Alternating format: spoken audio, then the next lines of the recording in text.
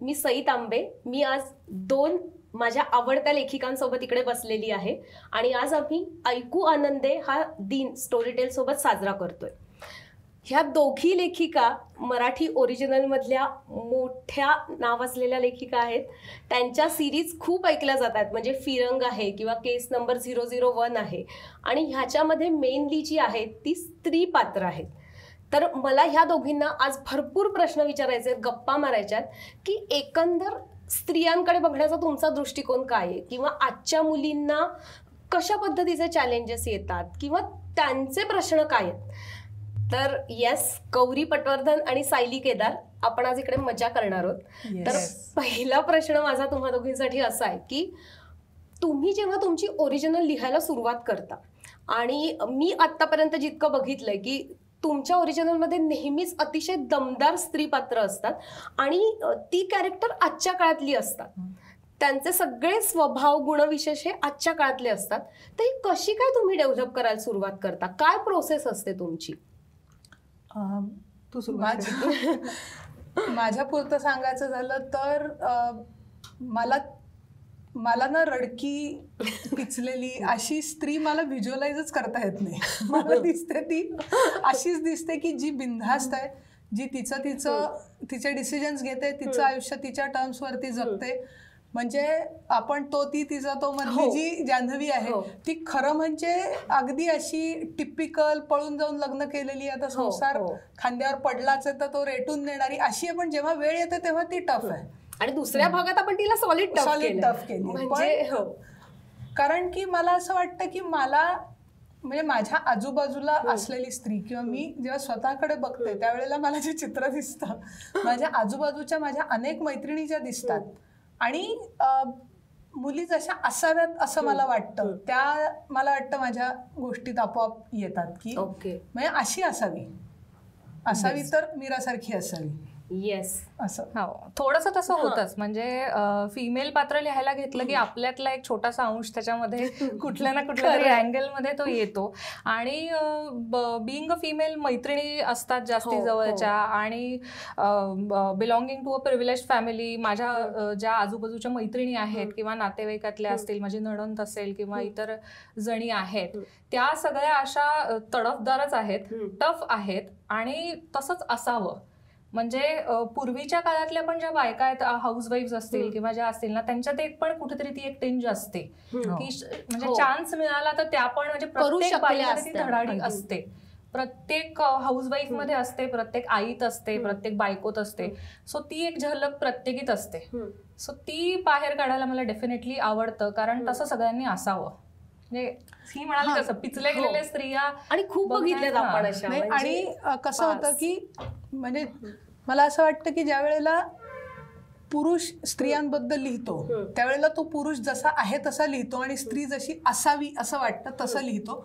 तेच आम्ही लिहितो त्यावेळेला असं होतं की माझं सेंट्रल कॅरेक्टर हे आपोआप मुलीचं येतं, कारण मला नक्की माहितीये की मुलीच्या डोक्यात काय चालू असतं, पुरुषाच्या डोक्यात काय चालू असतं हे गेसवर्क आहे. त्याच्यावर माझं सेंट्रल कॅरेक्टर मी बेस नाही करू शकत. त्याच्यामुळे मुली जशा असतात खरोखर तशा लिखाणात येतात, आणि पुरुष मात्र बाईला जसा असावा असा वाटतो तसा येतो असं मला वाटतं. नक्कीच, म्हणजे खूप नेमकेपणाने असं मलाही आत्ताच वाटतंय की कारण बरेच वेळा काय होतं की पुरुष जेव्हा लिहितात तेव्हा स्त्री काय वागली ते बघून तिच्या ऍक्शन्सचं ऑब्झर्वेशन ते लिहितात. पण तिने एखादी गोष्ट म्हणजे धडाडीने केली पण नसेल, पण तिच्या मनात ती करणं होतं का, तर ते बिईंग फिमेल ते आपण गेस करू शकतो की तिच्या मनात काय होतं. सो त्याची दुसरी बाजू दाखवता येते. आणि दुसरं मला आणखीन एक असंही वाटतं की कसं होतं, आपण जेव्हा कॅरेक्टर्स डेव्हलप करतो त्यावेळेला कसं आहे की त्याचं कॅरेक्टर म्हटलं की त्याचं मेजर कॅरेक्टरिस्टिक कुठला असेल, सेकंडरी कुठला असेल, टर्शरी कुठला असेल, आणि मग उरलेली ती कशी असेल जनरल, असं आपण ते जे बिल्डअप करतो त्यावेळेला जनरली त्याच्यामध्ये जे केलं जातं ती स्त्रीचं प्रायमरी कॅरेक्टरिस्टिक हा सोज्वळ, सोशिक, सहनशील, सात्विक, सुशील, सांभाळून घेणारी, म्हणजे पहिली किरण जब से उगे वगैरे वगैरे अशी जी असते तशी आजच्या मुली नाही आहेत, किंवा निदान असू तरी नाही. म्हणजे ज्या आहेत त्या आहेत पण निदान असू नये त्यांनी.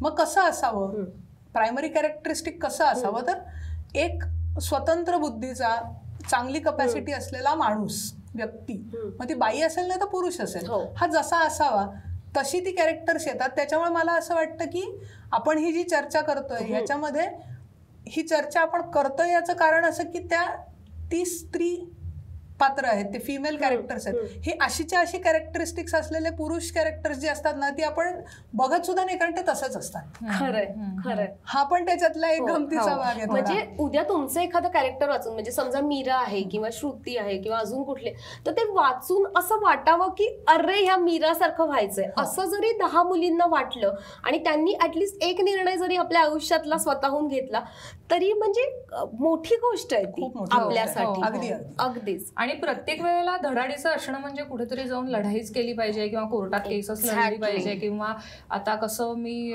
सगळ्या माझ्या घरातल्या लोकांवरती केसच ठोकते, असं करायची काहीही गरज नाही. एका भरल्या घरामध्ये डायनिंग टेबलवरती सगळे चहा पित असताना मला आता चहा नाहीये प्यायचा, मला कॉफी प्यायची, हे सांगायला पण तेवढंच करेज लागतं. सो तेवढं जरी एक अंश असेल तरी पण इनफ आहे. आणि करेज लागतं कारण की आपल्याकडे सिस्टीम अशी आहे, म्हणजे आपल्याकडची सामाजिक व्यवस्था अशी आहे की मुलगी लग्न होऊन सासरी गेली तर तिला काय आवडतं किंवा ती कधी चहा पिते का तू म्हटलीस तसं कॉफी पिते, गोड पिते का कमी गोडाचं पिते, हा फार चर्चेचा विषय नसतो. सगळ्यांचा जो चहा असतो तोच तिचा असतो. मी 1 कप चहा नाही पित, मी खूप कप चहा पिते, पण मी खूप पातळ माइल्ड करून पिते. ह्याच्यासाठी पण झगडायला लागतं. मग झगडायचं म्हणजे हे सांगायला सुद्धा अनेक महिने जातात, हे द्रव्य मला आवडत नाहीये प्यायला.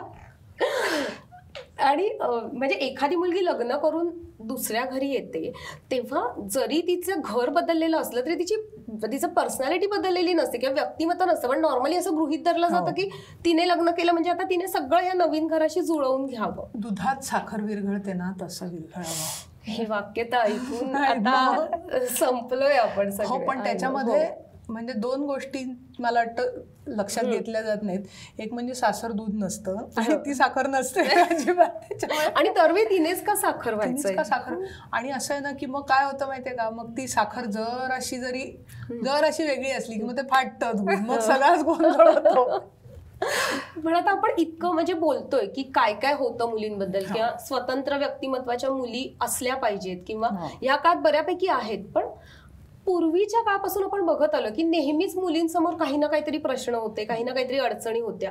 आता बऱ्याच गोष्टी बदलल्या, टेक्नॉलॉजी आली, आपण पटकन एकमेकांपर्यंत पोहोचू शकतो किंवा आपल्याला स्वातंत्र्य आहे, निर्णय घेऊ शकतो. पण मुलींसमोरचे प्रश्न खरंच तेवढ्या मोठ्या प्रमाणात बदललेत असं वाटतं का तुम्हाला? मला असं वाटतं की मुलींसमोरचे प्रश्न बदललेत अशा अर्थाने की आधीचे तिथेच आहेत आणि नवे ऍड झाले, म्हणजे कमी काही झालेलं नाहीये. म्हणजे आता मोबाईल आहे, जी मुलगी 11वीत असल्यापासून मोबाईल वापरते, तिने लग्न झाल्याच्या नंतर तो मोबाईल किती वेळ वापरायचा हे तिचे सासरचे लोक ठरवतात.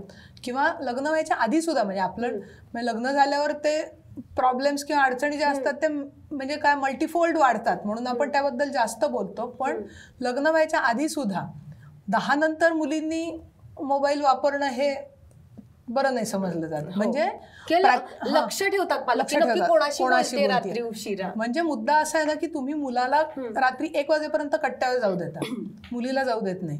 मग ती व्हर्च्युअल कट्ट्यावर जायचा प्रयत्न करते, तेही तुम्ही तिला करू देत नाही. खरं. म्हणजे मला असं वाटतं की ऍक्च्युअली प्रॉब्लेम्स काही जे जास्त टोकदार झालेत ना, ते म्हणजे स्वातंत्र्य असं दिसतं ग, पण मिळत नाही. ते फार मला असं क्रूर वाटतं तो प्रकार की मोबाईल आहे, डेटा आहे, पण मिळणार नाही. इव्हन मला या बाबतीत पण वाटतं की आताच्या जनरेशनच्या ऑलमोस्ट सगळ्या मुली फेसबुकवर आहेत, इंस्टाग्रामवरती आहेत. पण जर का आपण त्यांचं सोशल मीडिया प्रेझेन्स बघितला ना, तर फेसबुकवर आता झालंय असं की फेसबुकवर आपल्या आई वडिलांची पिढी आहे आणि त्याच्याही वरच्या पिढीतली बरीचशी लोक आता आहेत. पण इंस्टाग्रामवर अजून आई वडिलांची पिढी तितकीशी आलेली नाहीये. सो असं जर का ऑब्झर्व केलं आजूबाजूच्या मुलींबद्दल की त्यांचा फेसबुकवरचा प्रेझेन्स आणि इंस्टाग्रामवरचा प्रेझेन्स वेगळा असतो. म्हणजे फेसबुकवरती साधारणपणे असे थोडेसे फॅमिली ओरिएंटेड फोटोज असतात, इंस्टाग्रामवर थोडेसे एक्सक्लुझिव्ह असतात, किंवा इंस्टाग्रामवरती ज्या स्टोरीज टाकल्या जातात किंवा एखाद्या इश्यू विषयी जे बोललं जातं ते खूप ओपनली बोललं जातं. सो डेफिनेटली जरी आपल्या हातामध्ये या सगळ्या गोष्टी आलेल्या असल्या किंवा काय बोलायचंय हे समजलेलं असलं ना, तरी पण ते अजून तितक्या ओपनली आपल्याला आपल्या मोठ्या फॅमिलीजमध्ये, वाईड फॅमिलीजमध्ये मुलींना ते बोलता येत नाही. आणि मागच्या पिढीमध्ये असं होतं की बऱ्याचशा बायकांना जाणीवच नव्हती झाली ह्या गोष्टींची की आपल्याला त्रास होतोय, किंवा आपल्या एखाद्या आधी लग्नाच्या आधी फारशा गप्पा न मारता आलेल्या माणसाशी लग्न लावून दिलेलं आहे आणि आपल्याला ही जर का खूप ऍडजस्ट करावं लागतंय किंवा त्याच्याकडून तेवढासा गिव्ह अँड टेक जर का मिळत नाहीये आपल्याला, तर आपण ह्याच्याविषयी काहीतरी करू शकतो किंवा हे चुकीचं आहे किंवा आता मी या सिच्युएशन मध्ये ऍडजस्ट करायला नकोय याची जाणीवच त्यांना झाली नव्हती. कंडिशनच केलं गेलं होतं की तू गेल्यावर म्हणजे तुझं लग्न झाल्यावर तू सगळं हे सांभाळायचं किंवा ह्याच्यासाठीच तुझा रोल आहे आणि तूच ऍडजस्ट, आणि त्याला इतकं ग्लोरीफाय केलं होतं की म्हणजे आणि त्या प्रॉब्लेम्स बद्दल इतरांशी बोलायचं पण नाही, म्हणजे माहेर येऊन ते सांगायचे नाही किंवा मैत्रिणींना ते सांगायचे नाही, कुणाकडे एक्सप्रेस नाही करायचं. भावाला सांगितलं तर त्याला वाईट वाटेल, असं वाटेल की काहीतरी करावं जाऊन तिला मदत. ते आत्ताच्या बाबतीत असं झालंय की मुलींना हे सगळे प्रॉब्लेम्स जाणवलेत पण अजून त्याचं काय करायचं हे सापडत नाहीये. तर हा त्रास अजून मोठा आहे, कारण आपल्याला प्रॉब्लेम माहित असणं आणि तो सॉल्व्ह न करता येणं हा अजून मोठा त्रास आहे. आणि म्हणजे आता आम्ही लग्न या प्रकारात जे बघतो, म्हणजे काम ऍक्च्युअल फील्डवरती करताना, त्याच्यामध्ये ना एक खूप मोठी रेंज, म्हणजे कसं माहितीये का, ऍक्च्युअली सुखी असलेले, आनंदात असलेली कपल्स किंवा संसार ही एक कॅटेगरी असते. आउटराईट न जमणारे कपल्स किंवा संसार ही दुसरी कॅटेगरी. नवरा मारतोच, व्यसनीच आहे किंवा काय असे एक्स्ट्रीम काहीतरी असतात, ती दुसरी कॅटेगरी असते. मधला एक खूप मोठा एरिया असा आहे, ते फक्त इनकम्पॅटिबल असतात एकमेकांशी. त्यांच्यातलं कोणीच वाईट नसतं, काहीही मेजर प्रॉब्लेम नसतो, पण त्यांच्या संसाराचं एकदम इन शॉर्ट काय असतं माहितीये, ते ना तोडून टाकावं इतकं वाईट नसतं आणि पुल ऑन करावं इतकं बरं नसतं. आणि ह्याच्यात ना फार लोक मरतात, वाट लागते अक्षरशः. म्हणजे त्या मुलगी किंवा मुलगा जरी ते जर म्हणाले ना की हे रिलेशन मला कंटिन्यू नाही करायचं, तर साहजिकच आजूबाजूचे विचारतात की का तोडायचं, तर त्याच्याकडे पुरेसं कारण नसतं ते तोडायला. किंवा त्यांच्यासाठी ते पुरेसं असलं तरी ते समाजाला आणि आजूबाजूच्यांना पुरेसं वाटतं, कारण त्याचा स्टिग्मा खूप आहे. आता कमी झालाय थोडा, म्हणजे डिव्होर्स प्रकाराचा स्टिग्मा आता थोडा निदान शहरी भागात तरी प्रत्येकाला जाऊन सांगू शकत नाही ना की हा प्रॉब्लेम होता, पण ऍज अ थर्ड पर्सन प्रत्येकाला असं वाटतं चांगलं तर चाललं होतं त्यांचं, त्याच्यामुळे हा स्ट्रगल एक वेगळ्याच लेवलचं स्ट्रगल आहे. आणि पण आता म्हणजे लग्नाबद्दल बोलतोय, पण लग्नाच्या आधीच्या स्टेजवर पण मला वाटतं खूप अशा गोष्टी येतात की जिकडे तुम्हाला मुलगी म्हणून दरवेळी अनेक गोष्टींचा विचार करावा लागतो. म्हणजे तुम्हाला रात्री 12 वाजता एखाद्या आकाश दर्शनाला जायचंय किंवा अजून कुठे एकट्याने मला मित्रांसोबत आज कॉलेजमध्येच रात्री 1 वाजेपर्यंत गप्पा मारत थांबायचंय, तर ह्याला पण तुम्हाला सगळीकडे स्पष्टीकरण द्यावी लागतात. म्हणजे जरी तुम्ही प्रिव्हिलेज फॅमिलीतून असाल, गावाकडे वगैरे तर हे खूपच मर्यादित प्रमाणात स्वातंत्र्य मिळतं मुलींना, पण शहरामध्ये पण आज अशा किती मुली आहेत की ज्या हक्काने म्हणू शकतील की नाही आम्ही मित्र सगळे गप्पा मारणार आहोत आणि मी रात्री उशिरा येते. तर मला नाही दिसत हे चित्र सगळीकडे. आणि त्याच्यामध्ये प्रिव्हिलेज म्हणजे आता माझ्या पर्टिक्युलरली फॅमिलीच्या बाबतीत बोलायचं झालं तर मी सुपर प्रिव्हिलेज आहे. म्हणजे आमच्याकडे 3-4 पिढ्यांपासून लोक एक समान वागतात, म्हणजे पूर्ण ऍब्सोल्यूट इक्वालिटी मानणाऱ्या फॅमिलीत मी जन्माला आले. पण तरी सुद्धा त्यातली काळजी जी असते ती जेन्युइन असते आणि वेल फाउंडेड असते. खरं, ती तुम्ही म्हणजे उडवून नाही लावू शकत असं होतं. म्हणजे मग माझे जे मित्र असतात त्यांच्यावर ही ऑटोमॅटिकली जबाबदारी येऊन पडते की म्हणजे आम्ही जर उशिरापर्यंत बसलो तर आम्ही स्क्रिप्ट लिहित बसलो रात्री उशिरापर्यंत, तर मग कोणीतरी मला घरापर्यंत सोडून जायचं. मग एवढं हे करायला लागतं, त्यांना नाही एकमेकांना सोडायला जायला लागत, मला मात्र घरापर्यंत एस्कॉर्ट असं होतं. पण आता म्हणजे ह्याच्याशी भांडायचं हे मग मला वाटतं 2 लेवलवर करायला लागतं. म्हणजे त्याच्याबद्दल बोलतही राहायचं, बदलण्याचा प्रयत्नही करत राहायचा, पण ते बदललेलं नाहीये हे लक्षात ठेवून स्वतःची सेफ्टी मात्र सोडायची नाही. हो खरं, दोन्ही करायला लागतं, तर ते कधीतरी बदलेल. खरंय. आणि आपण आपल्या उदाहरणातून ते थोडं थोडं बदलण्याचा प्रयत्न करू शकतो. जसं तुम्ही तुमच्या वागण्यातून करताय किंवा तुम्ही तुमच्या कथांमधून करताय, तर मला ते खूप महत्वाचं वाटतं. म्हणजे अगदी मिशन हिमालयामधली छोटी मुलगी असेल किंवा फिरंगमधली मोठी मुलगी असेल, पण त्यांच्यामध्ये म्हणजे जे धाडस आहे किंवा जिद्द आहे किंवा हे तुम्हाला दिसतं आणि ते कुठेतरी पोचतं लिस्नर पर्यंत मला वाटतं. तर हे जे जेव्हा तुम्ही मांडता अशा पद्धतीने तेव्हा तुम्ही तुम्हाला आलेले चॅलेंजेस एक मुलगी म्हणून किंवा एक लेखिका म्हणून ते रिलेट करू शकता का त्याच्याशी? डेफिनेटली करू शकतो. म्हणजे स्वतःला आलेले चॅलेंजेस असतील किंवा कधीतरी कुणीतरी आपल्याशी गप्पा मारता मारता एखाद्या मैत्रिणीने काहीतरी एक वाक्य जास्त सांगितलेलं असतं ज्यातून आपल्याला जाणवतं की असं काहीसं तिच्या आयुष्यात चालू आहे किंवा कुठेतरी वाचलेलं असतं. सो ह्या सगळ्या गोष्टी डेफिनेटली रिलेट होतात. मला डेस्परेट हजबंड लिहिल्यानंतर ना मला बऱ्याच मुलींचे असे मेसेजेस आले होते की ज्याच्यामध्ये त्यांनी असं सांगितलं की तुझी पहिली कथा ऐकल्यानंतर मला जाऊन माझ्या नवऱ्याला सांगता आलं की माझ्या पण काहीतरी सेक्शुअल एक्सपेक्टेशन्स आहेत.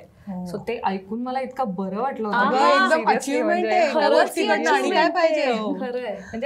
आपण ह्याच्यासाठी ऍक्च्युअली होती की फक्त मुलांच्या अपेक्षा नसतात, मुलींच्याही असतात आणि त्या सांगायला हव्यात. म्हणजे कारण सेक्स हा विषय तर आपल्याकडे इतका टॅबू आहे की मुलीने त्याच्यावर मोकळेपणाने बोलणं किंवा त्यांना काय हवंय हे सांगणं किंवा मला आवडत नाहीये तू जे करतोयस ते आणि तू हे असं कर असं म्हणणं हे खूपच मोठी गोष्ट आहे. तर आम्हाला वाटलं की हे काहीतरी आपण केलं पाहिजे आणि मग ती पूर्ण प्रोसेसच इतकी छान होती की आम्ही अशी 5 कपल घेतली आणि त्या 5 कपलचे 5 वेगवेगळे प्रॉब्लेम आणि त्यातून म्हणजे 5 अशी लग्न आहेत की ज्यांच्यामध्ये सेक्शुअल लाईफ सोडल्यास बाकी सगळं उत्तम चालू आहे. पण सेक्स लाईफ मध्ये असं पण नाहीये की नवरा अगदीच आवडत नाही किंवा काय, फक्त जमून येत नाही जे पाहिजे कम्पॅटेबिलिटी नाही एरियामध्ये ते आहेत. पण ती कम्युनिकेशनने सॉल्व्ह होऊ शकणार आहे अशी कम्पॅटेबिलिटी नाहीये. पण ते कम्युनिकेशन होऊ शकत नाहीये कारण मुलींना असं वाटतं की एकदा मी एक्सप्रेस तरी करायला नको किंवा माझंच काहीतरी चुकतंय. मुलांना वाटतं की नाही डायरेक्ट माझं चारित्र्यावरच वगैरे कशी काय बोलते एवढी मोठी. आणि अरेंज मॅरेज असेल तर काय सांगणार म्हणजे अजूनच खूप झालं. म्हणजे पहिला प्रश्न हा येईल तुला कसं कळलं, तू काय एक्सपिरियन्स केलाय, तिथून सुरू होतं. पण हे अशा पद्धतीचं लिखाण हे पण खूप माझ्या मते एक वेगळ्या पद्धतीचं पाऊल आहे टाकलेलं की यात म्हणजे आधी असं लिहिल्यावर लोक तुमच्याकडे ज्या नजरेने बघणार आहेत ती तयारी ठेवून तुम्ही हे लिहिताय. त्यामुळे मला हे पण खूप छान वाटतंय सायली की अशा पद्धतीचं तू लिहिलंस. तर तुझ्या घरी नाही का तुला काही अडचणी आल्या एक मुलगी म्हणून किंवा नॉर्मली हिने काय लिहिलंय किंवा अशा पद्धतीने तुझ्याकडे बघण्याची नजर बदलली घरच्यांची असं वाटतं का? हो डेफिनेटली बदलली. डेफिनेटली बदलली. म्हणजे माझे इतके आता नातेवाईक असे आहेत की ज्यांना त्यांच्या मुलांनी माझ्याबरोबर फारशा गप्पा न मारल्या की आनंद होतो, हिच्या बरोबर राहू नये वगैरे असं असे आहेत डेफिनेटली. माझ्या क्लोज फॅमिलीमध्ये म्हणावं तर माझी आई अत्यंत अनकम्फर्टेबल होती, अजूनही आहे. तिने पहिली 5 मिनिटं ऐकायचा प्रयत्न केला आणि तिने बंदच करून ठेवला आणि मला सांगितलं सॉरी माझ्याच्याने काही व्हायचं नाही. माझ्या बहिणीने ती आधी ऐकून तिला सांगितलं आई तू त्या वाट्याला जाऊच नकोस. पण आता मला थोडासा त्याच्यामधला प्लस पॉईंट असा होता की हे लिहिलंय मी माझ्या लग्नानंतर आणि माझी आई तितपत या विचारांची हे लग्नाच्या आधी तिने मला हे लिहायला परवानगीच दिली नसती. पण लग्न झाल्यानंतर माझ्या नवऱ्याचा असा स्टँड होता की काय प्रॉब्लेम आहे, तुला जे वाटतं ते तू लिही, त्यात काय इश्यू आहे असं. म्हणजे मी त्याला असं परवानगी मागितली असं नाही, पण त्याला विचारलं होतं की मी सपोज एरोटिका लिहिली किंवा एखादी अडल्ट स्टोरी लिहिली ज्याच्यामध्ये एक्सप्लिसिट सेक्सच्या प्रसंगांचं वर्णन आहे विविध शब्द वापरून, तर तुला काय वाटेल. तो म्हणाला काही नाही, म्हणजे स्टोरी सारखी स्टोरी आहे. सो त्यांनी हा स्टँड घेतल्यामुळे माझ्या आईचं असं आहे की आता लग्न झालंय म्हटल्यावरती आता तो जर का ओके तर आम्ही काय बोलणार. त्याचा मला फायदा झालाय. हे आता तू जे म्हणालीस ना की आईनी परवानगी दिली नसती, हे वाक्य जे हे आपण जे बोलतोय तेच आहे. म्हणजे आई का परवानगी दिली लिहिण्यासाठी, पण ते गृहीत असतं आपल्याकडे. हो मी भांडण केलं असतं हा एक पार्ट 2 आहे त्याचा, पण करायची वेळ आली असती.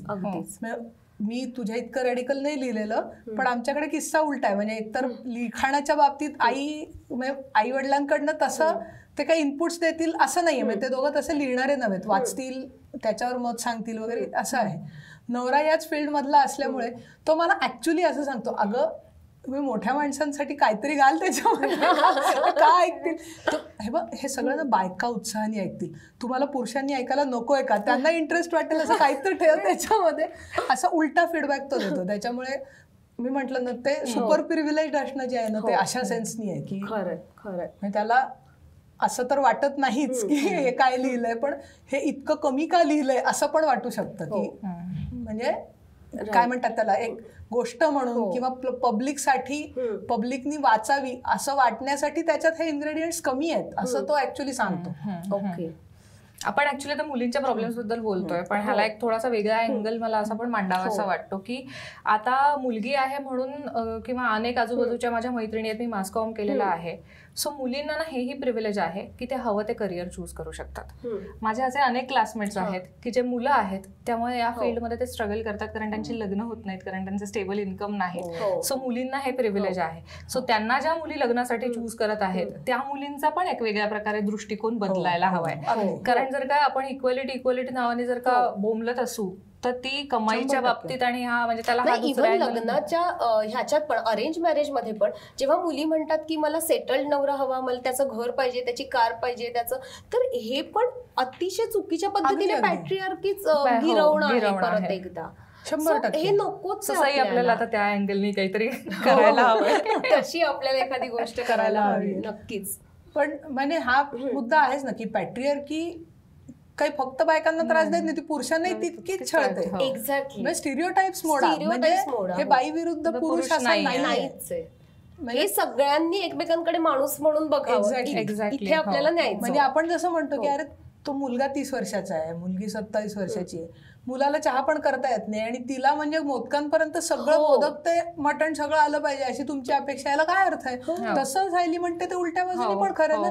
बाई तू आता कमवायला लागलीस, तुझा बँक बॅलन्स किती, तुझ्या नावावर घर आहे का, तू नाही 2 व्हीलर घेतलेली स्वतःची आणि तू काय झालं सांगते तुझी 4 व्हीलर पाहिजे, फ्लॅट पाहिजे, असं ते असतं का? आणि मला असंही वाटतं म्हणजे तुझ्या मुद्द्याला जोडून की मुलींना असं वाटतं म्हणजे इतर वेळी त्यांना इक्वॅलिटी मान्य असते किंवा मला पाहिजे ते करिअर मी निवडणार, पण जेव्हा लग्नाची गोष्ट येते किंवा इतर गोष्टी येते तेव्हा आई वडील म्हणतात ना मग ठीक आहे, म्हणजे हे पण सोयीस्कर वाटतंय तर ह्याने जाऊ. ही जी पद्धत आहे ना हे मला पटत नाही. पण त्याच्यामध्ये मी तुला सांगते हा पर्टिक्युलरली प्रॉब्लेम काय माहितीये का, ज्या वेळेला अजूनही असं होतं की लग्न जेव्हा वर्कआउट होतं ना त्यावेळेला काहीच अडचण येत नाही. ते जर नाही वर्कआउट झालं तर काय, त्या मुलींनी अनेक ठिकाणी असं होतं की मुलींनी जर स्वतःच्या अकलेने लग्न ठरवलेलं असेल किंवा तिने त्याच्यात खूप मतं नोंदवलेली असतील तर सख्खे आई वडील सुद्धा असं म्हणतात तुझ्या डोक्याने केलंस ना मग बघ तुझं, आणि बघ तुझं तू करण्यासाठी तिला इक्विप मात्र केलेलं नसतं. खरं म्हणजे तिला लहानपणापासून निर्णय घेण्याची सवय लावलेली नसते, ते स्वातंत्र्य दिलेलं नसतं, तिला माहितीच नसतं डिसिजन्स कसे घ्यायचे आणि ते कसे निभवायचे स्वतःने घेतलेले. त्याच्यामुळे मग ती म्हणते की एवढा मोठा निर्णय मी घ्यायचा कसा, आणि तो जर बॅकफायर झाला तर मी काय करायचं. आणि मेन मला काय वाटतं आजच्या मुलींसोबत समोरचं जे चॅलेंज असं म्हणता येईल, मला असं दिसतं की मुलींसाठीच्या ना सपोर्ट सिस्टीमच समाजात तयार झालेल्या नाहीयेत अजूनही. म्हणजे जर मला वाटलं की आज माझा 5 वर्षाचा मुलगा आहे आणि मला आज रात्रीच्या लेट शोला जायचं एकटीने, माझ्याकडे कुठलंच डे केअर नाहीये जे माझ्या मुलाला रात्री 10 ते 1 सांभाळेल, किंवा मला आज वाटलं की मी कुठेतरी जावं आणि सोलो ट्रिपला जावं किंवा अजून काही करावं, तर पटापट त्याच्यासाठी एक मुलगी म्हणून माझी काही सिक्युरिटी असतं किंवा मला तो कॉन्फिडन्स येणं की मी कुठेही रात्री एकटीने जाऊ शकते असं नाही होत. तुम्हाला 10 व्यवधानं बाळगूनच तिकडे जावं लागतं आणि त्याच्यात अर्धा आनंद तुमचा संपतो. किंवा ज्या सिंगल मदर आहेत समाजातल्या, एकट्या मुलाला वाढवणं ही किती कठीण जबाबदारी आणि त्यांना काय आजूबाजूला रिसोर्सेस, अशा गोष्टी मला खूप वाटतात की सपोर्ट सिस्टीम निर्माण केल्या पाहिजेत आपण समाजामध्ये. 100% बरोबर आहे. पण तू आता जे म्हणतेस ना सोलो ट्रिपला जायचंय किंवा लेट नाईट शोला जायचंय, ह्या तरी खूप नंतरच्या गोष्टी. पण जी बाई स्वतःच घर चालवण्यासाठी तोच संसार चालवण्यासाठी 10 ते 6 नोकरी करते किंवा आता तर 10 ते 8 नोकऱ्या असतात, तिच्या घरचे सुद्धा तिच्याकडनं अपेक्षा अशी ठेवतात की तिने मग कर ना नोकरी, घरचं सगळं सांभाळून कर. घरचं सगळं सांभाळून म्हणजे पार पोळ्यांची कणिक भिजवण्यापासून काय उरलंय नाही उरलंय ते लक्ष ठेवण्यापासून, येताना किराणा आणण्यापासून, घरी आणल्यावर मुलाला जेवायला घालण्यापर्यंत सगळं. आणि त्याच्यामध्ये त्या 10 ते 8 या काळामध्ये घरातले जे लोक जितका वेळ तिच्या मुलाला सांभाळतात ते तिच्यावर उपकार केल्याच्या ह्याच्यात, म्हणजे नाव तो आमचं लावणार, सासरचं मुलगा नाव आमचं लावणार, नातू आमचा, पण आम्ही त्याला सांभाळतो ते सुनेवर उपकार म्हणून असं. खरं तू सोलो ट्रिप म्हणालीस ते तर म्हणजे हाय लेवल गिल्ट आहे. सोलो ट्रिपला गेली, खरंच आहे. म्हणजे आणि नवरा फोन करून सांगतो की मला उशीर होईल आज आम्ही बसतोय, हो. End of matter. आई जर कधी असं सांगितलं की आम्ही शॉपिंगला चाललोय, बसतोय तर विषयच नाही म्हणजे, पण आम्ही शॉपिंगला चाललोय, बरं शॉपिंगला चाललोय म्हणजे तो 9:30-10 पर्यंत ऑटोमॅटिकली संपणारा प्रोग्राम असतो की दुकानच बंद होतात. त्याच्यात सुद्धा अनेक ठिकाणी नवरे हे अगं मग त्याच्या खाण्याचं कसं, जेवणाचं किचन मधलं काहीच माहिती नसतं. म्हणजे हे जे ना हे भयंकर वाटतं. पण त्याच्यात मी तुला सांगते म्हणजे आता हे सुद्धा मला काम ऍक्च्युअल फील्डवर जेव्हा आम्ही काम करतो संस्थेचं त्याच्यात दिसणारी गोष्ट आहे. एकदम क्लिअर कट डिव्हिजन आहे. जिथे एकत्र कुटुंब असतं तिथले नवरे ऑलमोस्ट घरात काही करत नाही, आणि जिथे दोघं राहतात तिथे जरा तरी बदल दिसतो. अनेक गोष्टी करतात, नाईलाज म्हणून करतात, जबाबदारी म्हणून करतात, आणि मुख्य म्हणजे त्या मुलांचे आईवडील जे असतात ना ते मध्ये मध्ये करत नाही. कारण म्हणजे असंही वाटायला वाव आहे की एकत्र कुटुंबातले जे नवरे असतात त्यांना कदाचित करायचंही असतं, पण त्यांना इतकं घरातनं हे करतात, टॉन्टिंग करतात की बायकोचा बैलच झालाय आणि हेच झालंय, कशाला पाहिजे, मी करते ना. आणि म्हणजे काही काम आता सांगितलं नवऱ्याला की कुणी म्हणजे तो काम करायच्या आधी 10 जण धावतात, मी करतो ना त्याला कशाला. सो ते पण ऑन दी अदर हँड आधी एकत्र कुटुंबात असलेली कपल्स ज्या वेळेला वेगळी राहायला लागतात त्यावेळेला त्याच्यातले नवरे बदललेले दिसतात, आणि ते चित्र आशादायक आहे. अगदीच. म्हणजे मला ह्या नोटवर असं म्हणावंसं वाटतं की आपल्याला बदल तरी दिसतात. म्हणजे आता चॅलेंजेस तर अनेक दिसतात मुलींसोबत समोरची, आणि म्हणजे ते बोलायला बसलो तर आपल्याला अक्षरशः 2 दिवस काय 10 दिवस पुरणार नाहीये. पण ऍटलिस्ट काही आशादायी चित्र आहेत. आणि मला सगळ्यात एक चांगली गोष्ट अशी वाटते की हे चित्र तुमच्या कथातून आणि गोष्टींमधून तुम्ही समाजाच्या पुढे सतत देण्याचा प्रयत्न करताय. त्यामुळे सतत कुठेतरी एखादं आदर्श कॅरेक्टर उभं राहतं डोळ्यापुढे की आपण असं झालं पाहिजे. ऍटलिस्ट कोणाकडे तरी बघू शकतील मुली की मला असं व्हायचं. तर ते आपण करतो, तर ह्याचंही मला एक खूप छान समाधान वाटतंय. आणि ह्या सगळ्या ऐकू आनंदी दिनानिमित्त आपण ज्या काही भरपूर गप्पा मारल्यात आणि त्या गप्पा अशाच आपण चालू ठेवूया. आणि या गप्पातून मला वाटतं अजून चांगली पुस्तकं, अजून चांगली ऑडिओ बुक आपण तयार करू शकू. त्यामुळे थँक्यू सो मच आज गप्पा मारायला आल्याबद्दल, बोलवल्याबद्दल थँक्यू. येस.